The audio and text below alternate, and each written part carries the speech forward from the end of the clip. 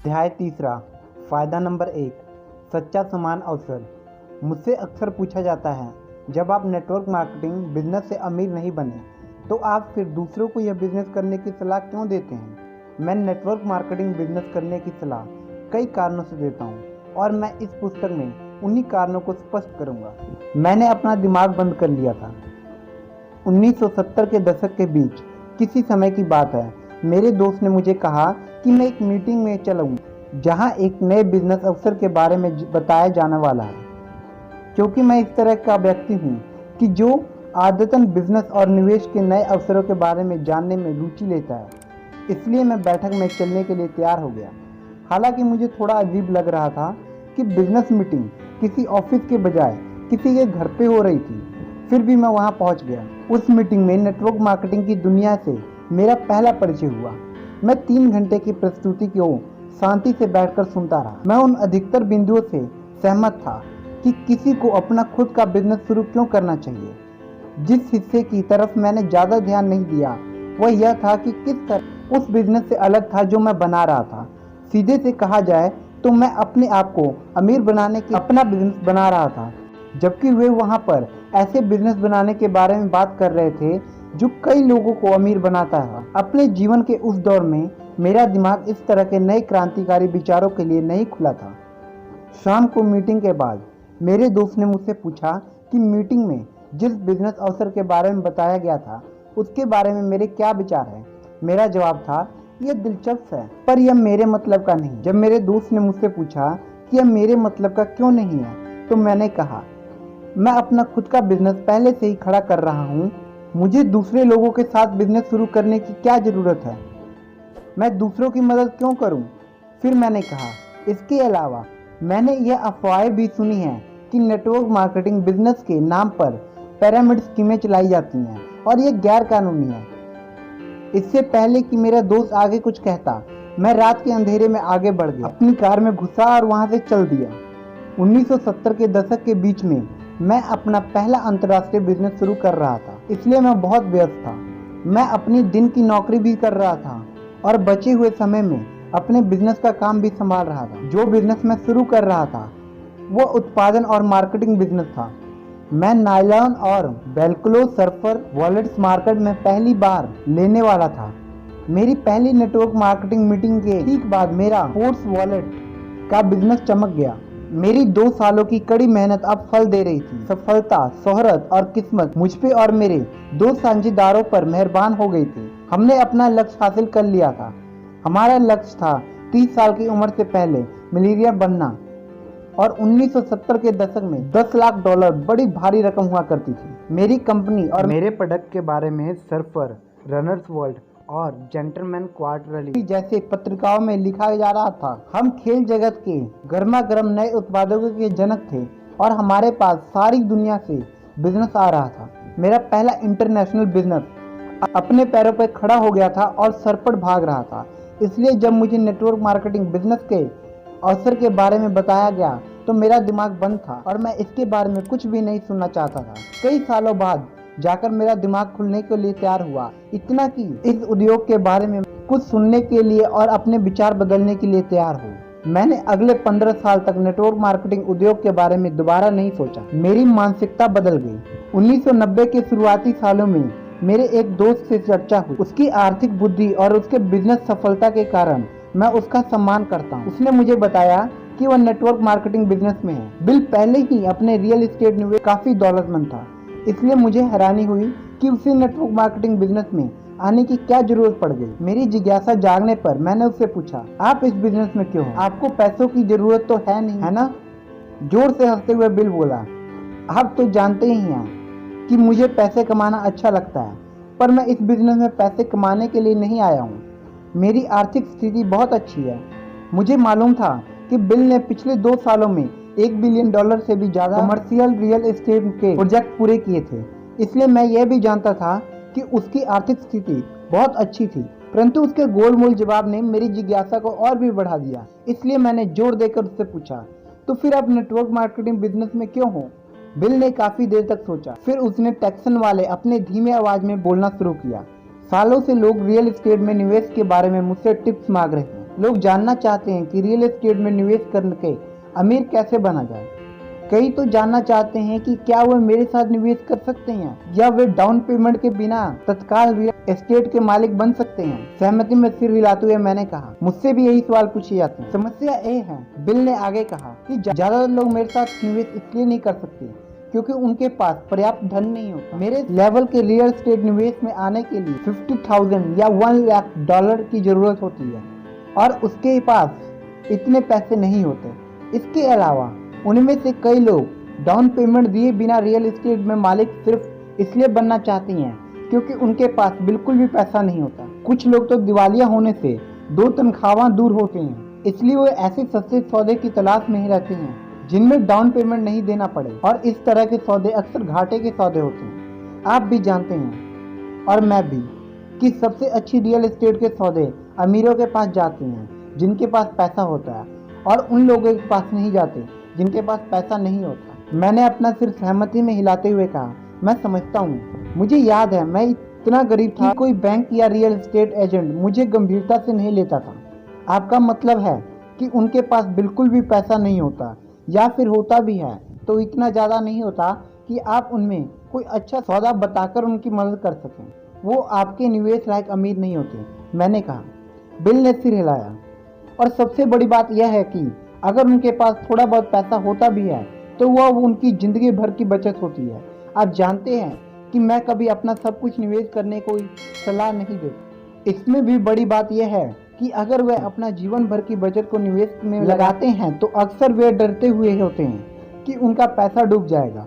आप भी जानते हैं और मैं भी कि जो आदमी नुकसान से डरता है उसे अक्सर नुकसान उठाना पड़ता है। बिल के साथ मेरी चर्चा कुछ मिनट तक चली, परंतु मुझे जल्दी ही हवाई अड्डे के लिए भागना पड़ा। मुझे अब भी यह पता नहीं चल पाया था कि वह नेटवर्क मार्केटिंग बिजनेस में क्यों था, परंतु मेरा बंद दिमाग अब खुलने लगा था।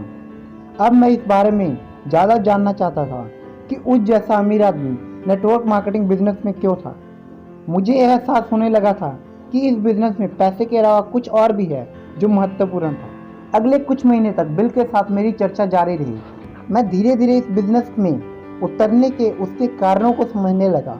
उसके मुख्य कारण थे, पहला, वह लोगों की मदद करना चाहता था। इस बिजनेस में आने का यह उसका सबसे प्रमुख कारण था।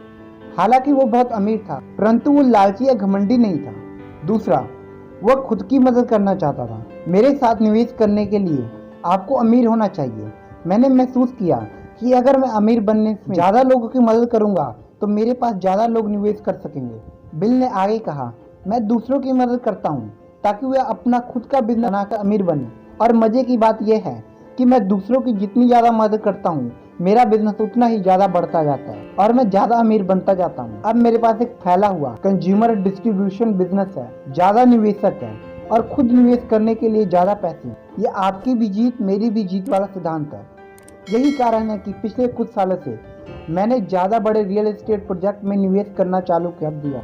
आप तो जानते ही हैं, छोटे रियल एस्टेट प्रोजेक्ट सौदे में निवेश करके सचमुच अमीर बनना बहुत कठिन है। ऐसा किया जा सकता है, परंतु अगर आपके पास ज़्यादा पैसे नहीं है तो आपको वही रियल एस्टेट सौदे मिलते हैं जो पैसे वाले अमीर लोग नहीं चाहते। तीसरा, उसे सीखना और सिखाना पसंद था।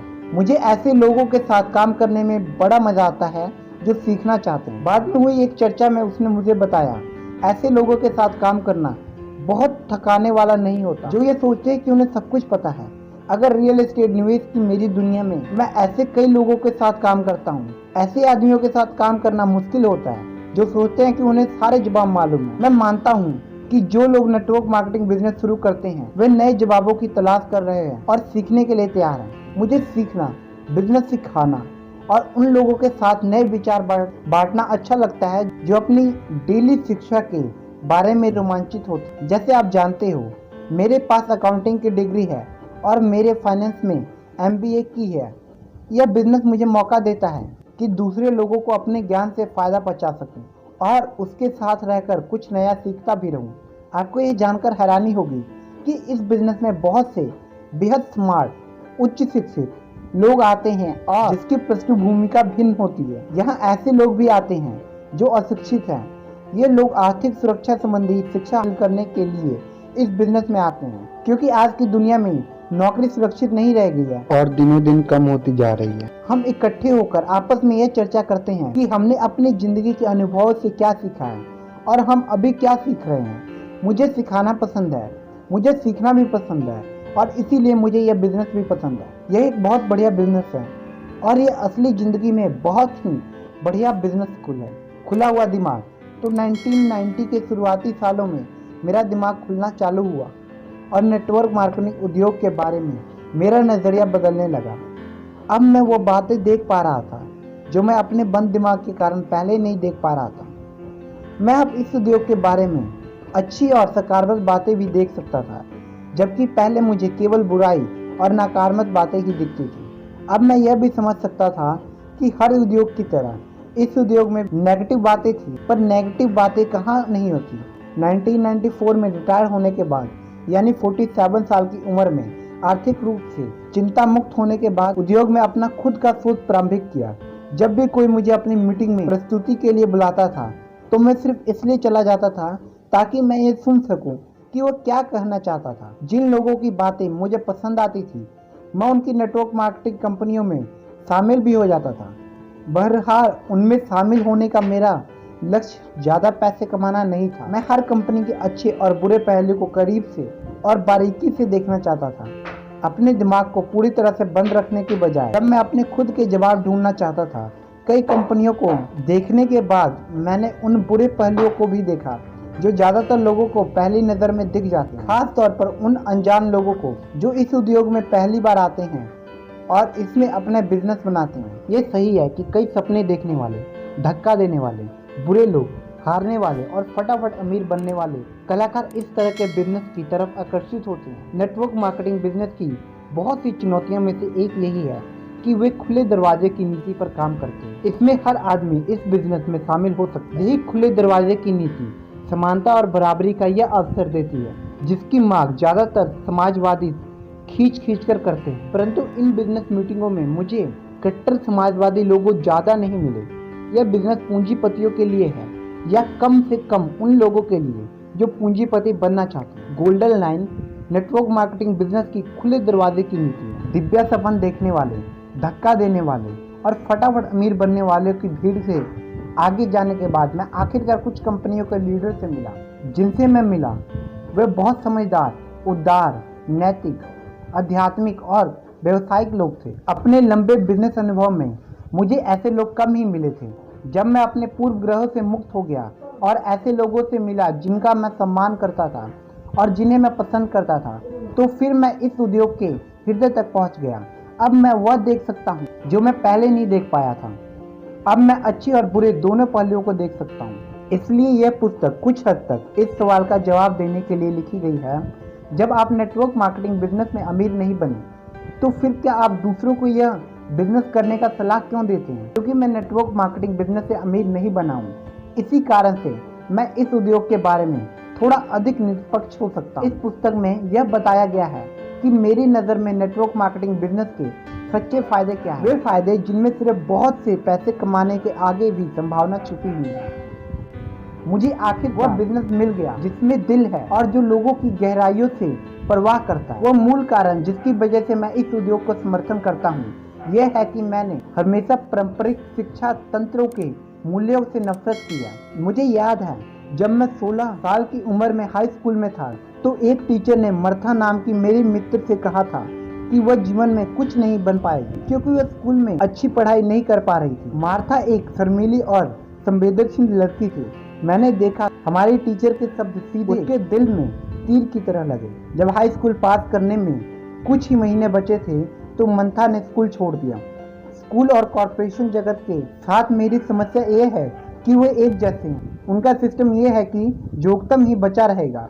अगर किसी के साथ कोई समस्या है या कुछ नहीं समझ पाता तो वो सिस्टम उन्हें छोड़कर आगे निकल जाता है। ऐसा लगता है जैसे सिस्टम का दिल कहीं खो गया है।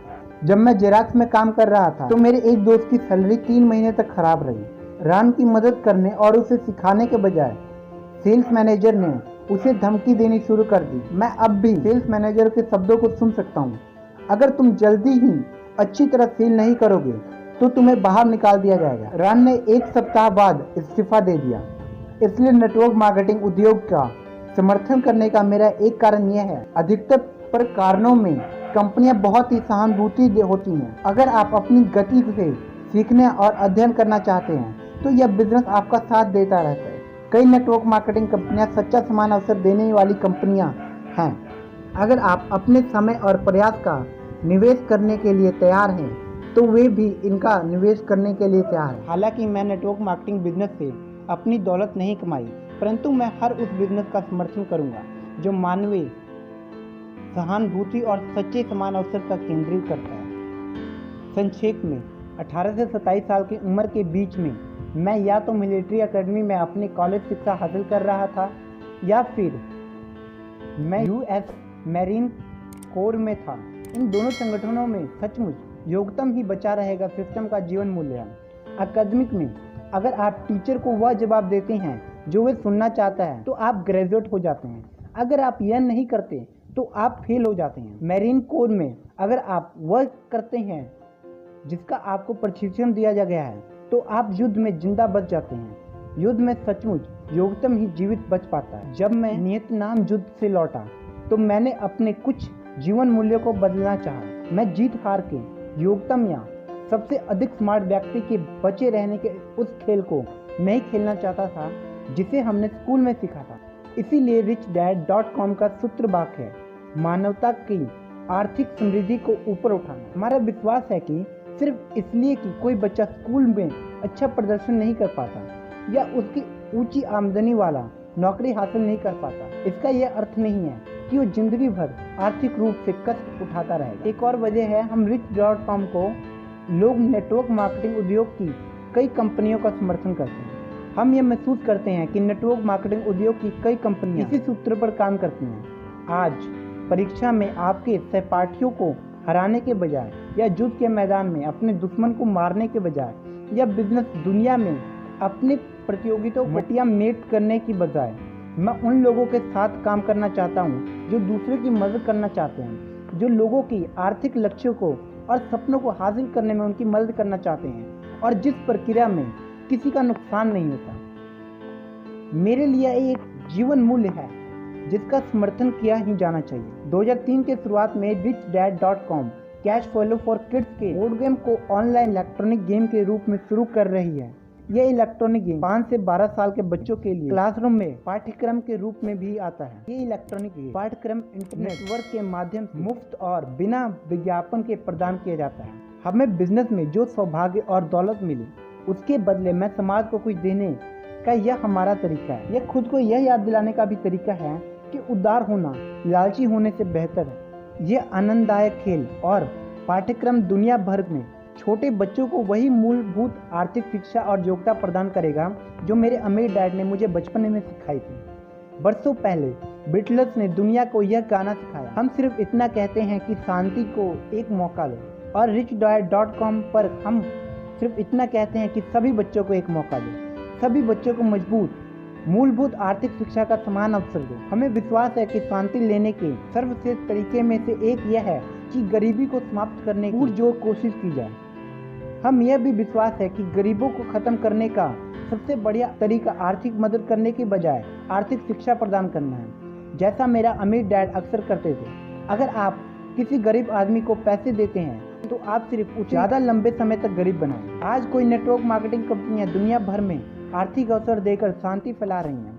न सिर्फ नेटवर्क मार्केटिंग कंपनियां दुनिया की सभी प्रमुख राजधानियों के विकसित हो रही हैं, बल्कि कई नेटवर्क मार्केटिंग कंपनियां तीसरी दुनिया में भी काम कर रही हैं और गरीब देशों में रहने वाले करोड़ों लोगों के आर्थिक आशा का संदेश फैला रहे हैं। अधिकतर पारंपरिक कॉरपोरेशन तभी तक बचे रह सकते हैं जब लोग अमीर हों और उनके पास खर्च करने के लिए पैसा हो। यह समय है कि दुनिया भर के लोगों के पास अमीर और समृद्ध जीवन आनंद लेने समान अवसर हो, और ऐसा नहीं हो वो पूरी जिंदगी सिर्फ अमीरों को और ज़्यादा अमीर बनाने के लिए कड़ी मेहनत करते रह जाएं। अगर अमीर और गरीब के बीच की खाई और अधिक बढ़ती है तो शांति का मौका देने वाले ज़्यादा मुश्किल हो जाएंगे। अगला फायदा, अगला आध्यात्मिक जीवन बदलने वाली शिक्षा के उस जीवन मूल के बारे में है जो कई नेटवर्क मार्केटिंग कंपनियां प्रदान करती हैं। अगर आप अपने जीवन में आर्थिक परिवर्तन करने के लिए तैयार हैं तो अगले अध्याय के और फायदे आपके लिए ही हैं। उम्मीद है दोस्तों आपको वीडियो पसंद आई होगी। अगर वीडियो पसंद आई है तो लाइक करें, कमेंट।